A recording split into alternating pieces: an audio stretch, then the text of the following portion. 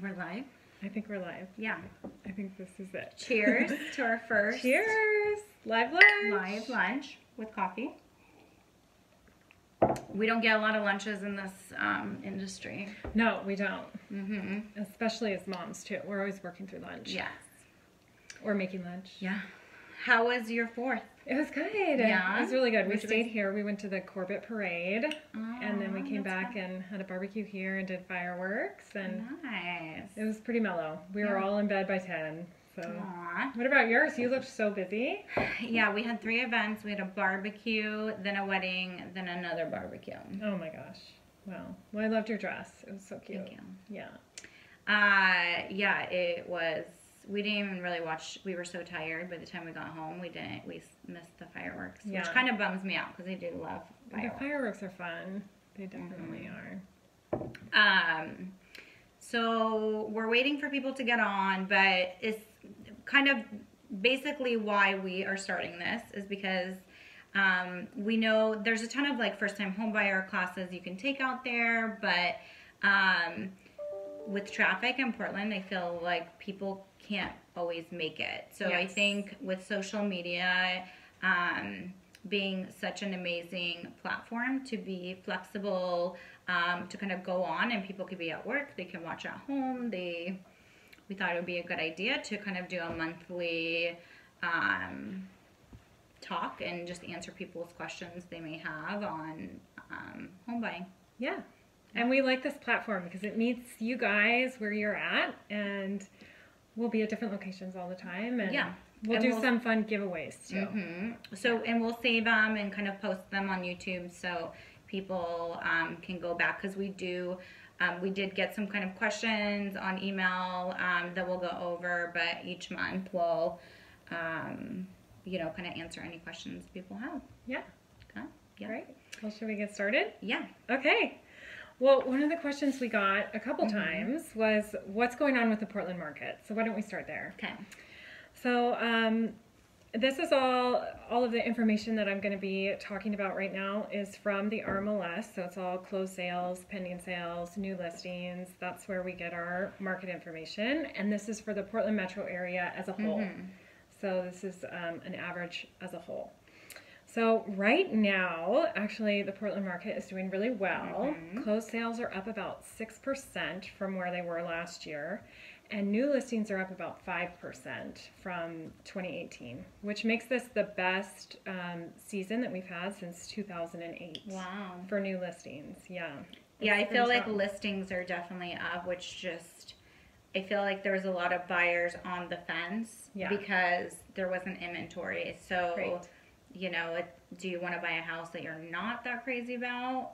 Right. Yeah. So Right, it's a yeah. great thing that there's more listings out Yes, there. there are more listings. There's a lot of options. Market time is actually down a little bit, 48 days on average now. And Why do you think that is? Do you think people just feel like they have a little more time to make a decision? yes, Okay. I do. I think because of the lack of inventory and also rates kind of being all over the place this last year, people were just really waiting. And then we had a rate drop Yeah. a few This weeks. year. Yeah. So, and that's like a question actually we got is like, what are rates? What are they doing? We never can predict rates. It really is that kind of, I wish I had a crystal ball and could tell you what rates are going to do, because most people were predicting rates were going to go up this summer, and they actually went down. Right. So they are the lowest they've been, I would say, like over 18 months. Wow. So even if you own right now, it is really a great time to kind of look and see maybe a refinance would be a good or a benefit to you. So yeah, it's a really good time right now. It's always a good time. Yes. I think we talked about that. It is But great. especially when rates are low, because Yeah. you can buy more. You get more You for can your buy money. more. You have Yeah. more buying power. And then also just kind of a very general on average statistic for the whole Portland metro area. The average price right now of a home in Portland is $452,000. And that's up almost 1% from last year. Now this is where the market is really interesting in Portland, in my opinion, is that for the last 5 years consistently, actually even longer than that, consistently we have had a 10% increase in pricing, 11% increase in pricing, 12% increase in pricing, and now we're down to almost 1. So prices are stabilizing. So it is, which is good, yes, because it was getting a little crazy. I mean, even when I started like 13 years ago as a loan officer, the first time home buyer, their home would be like 150, I know. 175. I know. And now, yeah, not anymore. 452. Now it's 450. Like, yeah. Yeah. When I started in 2007, I would say 90% of my sales were 250 and under. And now it's just a very, very different market and situation. So yeah, it is good that prices are stabilizing, and it's really good news for buyers, especially first-time buyers. Yeah. What's the other thing that kind of popped up into my head? I think people get scared because the prices were like going up so fast in Portland. Keep in mind, we are still very low compared to Seattle, and I mean, we're still kind of like the cheapest city, big city on the West Coast. So, you know, we've had a lot of clients like from California the last couple years that, you know, are like, wow, this is a really, really good deal. Yes. So don't let the prices scare you off. And there are a lot of suburbs of Portland too, where you can still get a fantastic deal and a little bit more space, and there's a lot of options. There's a lot of choices in and around Portland. Yeah. So do you think that, like, in your opinion, what's the like hottest area in Portland? Hottest area in Portland right now, I would say Inner East Side. Okay. For sure. Which it's been there for a while. Yes. Because the prices there are still pretty high, and market time is low. Inventory tends to be low. I mean, things are selling very fast inside the city of Portland. And it's actually interesting because there's a lot of builders that are buying lots inside the city, close in, tearing down old houses that either need a lot of work or just are small for the lot that they're on, and they're putting up either townhouses, condos, homes with ADUs. There's a lot of really interesting there's a lot of like building up. Yeah, there has to be, because there's no more space. Yeah. And with the urban growth boundary, it's like we can't go. What about like somebody that's like a first-time home buyer, but more flexible in like where they live? Where's like an area you feel like is like the best, you know, like bang for your buck kind of area? I would say there's some great pockets of Hillsborough, Beaverton. There's also some really cute little older houses in Oregon City that are very affordable, and Oregon City is kind of making a comeback. The little downtown areas. I've actually had some really recent cute clients buying there. Yeah, Milwaukee, with the Max going to Milwaukee now, and they have a great farmers market, and so areas like that. Yeah. So we do have some people on, so feel free to type any questions in the comments that you want us to answer. We're just kind of going over questions we've received on email, but definitely if you have any questions, just kind of put them in the comments and we will get to them. But so another question we got is regarding first-time homebuyer programs, and it's such a hard question to answer because there is a ton of first-time homebuyer programs out there, and it really is specific to the scenario and the family or person buying themselves. But the steps that you should take when you are thinking of buying, even if you're a year out, I think a lot of people get nervous and kind of don't want to go in and meet with somebody because they think they're going to buy in a year, so they're wasting somebody's time. I recommend as soon as you know that you are going to probably want to buy a house in the next year or even like 2, meet with somebody and figure out kind of where you're at now, and that person should be helping you kind of get a timeline and a list of goals down, so when you are buying or ready to purchase, you're not going to feel so overwhelmed with the process because it's scary. Like, you know, we recently also bought, and it like we're both in the business, and it was overwhelming, and like I was nutty and, you know, like anxious, and it's a scary emotional process. But I think having the right team and, you know, people to kind of help, it really is kind of the way to go. So, Yeah, it definitely makes it a lot easier. yeah. I tell everybody this when they ask me about, especially first-time buyers, when they ask me about where to start. And I think there's never going to be a perfect time for anything, just like with anything in life. Starting a family, getting married, like there's never going to be a perfect time. I mean, we would all be waiting and waiting and waiting and waiting and waiting forever if we waited until this happened or that happened or whatever your situation is. So I think the perfect time to start is now. And a great place to start is to talk to somebody like Jen and get an idea of what your financial situation looks like and what needs to happen. Or you might even be surprised. Buying a home might be something that could happen sooner rather than later. And then just starting that journey. And then also talking to someone like myself. I love talking about real estate. I love talking about houses. Really? I love having coffee and just chatting about life and everything. It's good to be able to develop a relationship with the people you're going to be working with because, like Jen mentioned earlier, it is stressful and it can be a very anxiety-prone situation. And so you want to trust the people. You want to like the people. You want to know that they have experience. And I think talking to people, it's great that we have the internet and all these like tools to make the process easy, but there's also comes with that a lot of people, like you don't talk to people anymore. Right. And I think that when you're doing things like, I do have some clients that just like want to, they don't want to talk to me, or, you know, they're like, I want to do everything online, which is totally fine. But I think talking to your team and the people representing you is really important. I think it's important to feel comfortable, and it does make it easier. And you know you have somebody that kind of has your back and can answer your questions, and not everything is just a robot, you know, online. So we do have a question. Okay, so once pre-approved, how long does that last before you have to rerun your numbers? Okay, great question.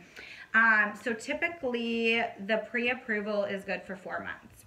So and that's because your credit report expires and we have to rerun your credit. But I would say during that time, because interest rates change daily. So let's say we have a interest rate hike and like interest rates go up. That could potentially affect your pre-approval. And because you might, you know, if you're looking at your max pre-approval amount, that would throw off your numbers. Or vice versa. Let's say rates drop and you could be approved for more, you know, in your comfort zone. So this is where like you really do want a great team representing you that's going to educate and watch those things. But essentially 4 months is when we have to rerun your credit, and you don't have to reapply.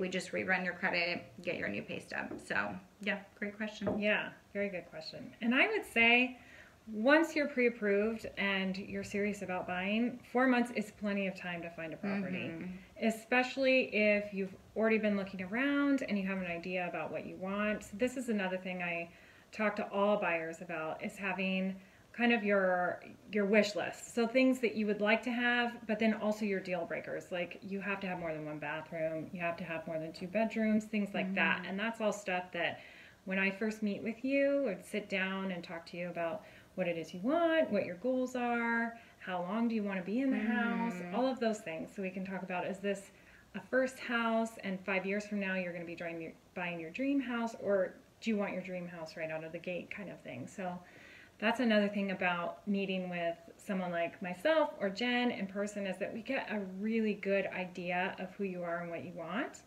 and we take that out into the field with us every day. And so, you know, you're not going to get that over the internet, unfortunately. I'm sorry to tell you, but you're just not. So we love working together and doing Yeah. this and answering questions and helping you guys. And Yeah, and I think people get like shy, not shy, but like, okay, is this question dumb? You know, Right. like, And there's no dumb and questions. there isn't. Like, we do this every No. single day, and so we do get into like we might not know. So, I always encourage people when I talk to them, like, ask me any question that you Yes. have, like all your questions. And like I said, we're in the industry, and it's like buying is such an emotional, or selling, you know, is such an emotional time. Or doing both at once, Yeah. which is what you just did. Yes, yes. So what about like selling? Like, do you think what are things that people can do to prepare for selling their home? I would say first and foremost is get rid of the clutter. So go through your house, anything that's extra that you don't need, family photos, kind of depersonalize, declutter your home. People like open spaces where they can see themselves. You know, there are some people that can walk into any space and it doesn't matter what it looks like, they can see themselves in it. But then there are other people Yeah. that have trouble with that when a space is too I am personal. like that. Yeah. Like, I can't, I have a hard, this is why I'm not a realtor and I'm a lender. Like, I see numbers and I know what it is, and like that's the same with houses. And you know, I have a hard time. I have to get on Pinterest and Yes. like look up ideas. Yes. Well, you're not alone in that. A lot of buyers are that way. And so walking into a property that has a lot of personal items, tchotchkes, you name it, just too much stuff, people focus on that instead of the house. And that's another thing when you're working with a team like us, is that we will really help find the right property and help you look beyond the stuff that might be in the house to get you a good deal. And well, we were get you just, to the I was right place. commenting, so this is the first time I've been at your house, and I'm like, it's so light and bright. And you like bust out your laptop and showed me pictures before, and like the wall colors were a lot darker. Yes. And so, like, it's surprising what like a, you know, paint job can do Yes. for a home. Yes, So. definitely. And that's something I love to do with my sellers, is walk through, give suggestions about where to move furniture, take things out, change a wall color, you know, simple, small things that don't cost a lot of money that you can do before you put your house on the market to get the most for your house during the selling process, and also to sell quickly and at the right price. So that's what I always suggest at the beginning, is looking at the stuff, making sure there's good curb appeal, and then talking about market stats and comparable properties, and really looking at what things are selling for, not what they're listed for, because that's a very different number. You can list your house for anything. You can ask, you know, $2 million for your house, but if it's only worth $599, putting it on the market at $2 million is just going to be. Do you ever get clients that are like, no, I want to list at this? Yes, all the time. And then they do it, and all then the time. what happened? It can happen. Well, actually, it's funny that you're asking me this, because I just had one that I sold a house to a lady about 10 years ago, and went and met with her because she wanted to put it on the market, and I recommended a price, and she wanted a price about $50,000 more than that. And she ended up listing it with somebody else at the higher price, and just slowly took the price down, and took the price down, and took the price down, and took the price down. And after the house sat on the market for almost 3 months, it sold at the price that I had originally suggested. So So the moral of the story is, yes, we all think that our houses are probably, because we have this emotional, most of the time, like an emotional connection to the house that we're selling. But yeah, just trust your team. yes, definitely. If you have a realtor that's just Yeah. telling you everything you want to hear, or you have a lender yeah. that's telling you everything you want to hear, and you're not, you know, I feel like it's an uncomfortable process, whether you buy or sell. So, It definitely can be. So anybody else, if you guys have questions, write them down. We're planning to go on for a few more minutes, but we're gonna come back every second Monday. Second Monday of the month at noon, lunchtime. Yes. Yes. And then we'll be posting this later too. Yeah, on YouTube. So And it will be available. so even if you can't be on and you just have questions, I mean, we'll definitely will answer them ahead of time, but then also just use it as questions that we'll put on our next live. Yeah. Yeah. Anything else you want to add? Not really. Other than thank you for watching. This has been. Yeah, we actually had people, which. We do. I know. It's so exciting. It's. Oh, we got a question. Oh, Okay. Is it a good idea to shop interest rates before finding a property? Okay. That's This a good is, question like, too. my number one thing right now. Thank you for asking that. So you cannot lock in an interest rate until you have a property. And back when I started, you know, I feel like online lenders weren't as relevant. And now they are. Like everybody, you know, they have, you know, mortgage bots that can do a mortgage for you. And so so basically when people come and get pre-approved, you know, they'll sometimes have a few lenders that they interview. And we give you an estimate of, you know, potentially like what your payment's going to look like. But rates change every single day and you can't lock in. So the moral of the story is we're getting a lot of lenders that will give you estimates and kind of lowball it because they know they can't lock you in at that time. And so we deal with that a lot. And I mean, most of the time I feel like people get a sense and like it's fine. But sometimes we do get people that kind of get not tricked, but kind of tricked by other lenders with the rates they offer. And, you know, being in the industry, like we monitor other rates. So you really, when you sit down with somebody, don't just look at the rates because rates and closing costs go hand in hand. So a lot of the times we will get people that say, oh, their rates, you know, a quarter lower, but their closing costs are like $4,000 more. So those two go hand in hand, and you should be having somebody kind of walk you through that and knowing at the pre-approval stage, it's really kind of hard to shop around as far as rates go. You can look online and get a gist for it. Most lenders are pretty good about matching rates, so I do have people that sometimes will get into contract, but you know, they walk into their credit union and get a lower estimate. Whether they can get it or not, we're pretty good about matching, but our rates are pretty competitive. So be careful with just like shopping around for rates because there's so many things that go into it, whether it's like program, how much down, credit score, all those things can affect your rate. And again, that's why it's really important to have somebody educate you and have an actual conversation, whether it's on the phone or in person, about how that works. Exactly. Do you get that a lot? I mean, you don't deal with that, but you have buyers that probably shop lenders. Yes.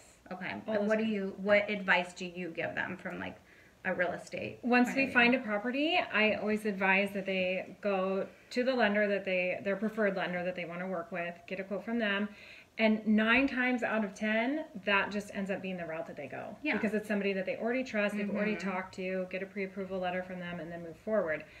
Occasionally, I'll see it where somebody wants to rate shop, and so then they'll look around and get another quote. It's pretty rare, though, to get a pre-approval from a lender and then have people switch. But it does happen. I mean, it can happen during the escrow period. Aren't there like rules now in the purchase agreement once you offer that like you have to go with that lender? So it's all built into the earnest money agreement. You can switch, but you have to notify the sellers. Yes, which could be a That's my red flag, right, Yes, to the seller. right, because why are you switching at this point in time? Yeah. So, yeah, definitely know there's so many different factors to it. Yeah. And I think at the pre-approval stage, the questions I would ask are, you know, their reputation, how many loans experience goes a long way, you know, kind of where that lender might be in the market. as far as, you know, how much volume they do. So I know that could like make or break a deal, right? Who your lender is and their Right. reputation. Right. And also their relationship with underwriting, Yeah. right? Yeah, for sure. Yeah. So There's a just lot of factors. do your research before, but have it not just be all about interest rates. Yeah. And know too that if you do reach out to myself or Jen, we would love it. We would love to meet with you Yeah. guys, sit down, talk about your situation, what you're looking for. There's no pressure, there's no commitment whatsoever. Like we're if just we kind of don't- doing this to like put information out there Yeah. that's like relevant and kind of real. Yeah. Yeah. And we'd love to work with you, obviously. Yes. So Yeah. So we will is be fun. back here next second Monday of the month. yeah, it'll be At August. noon. Yeah, crazy. Right? Time Okay. flies. So thank you for joining us today for Yes, lunch. thank And you. we will see you next time. And hopefully everybody has a great week. Yes. Thanks.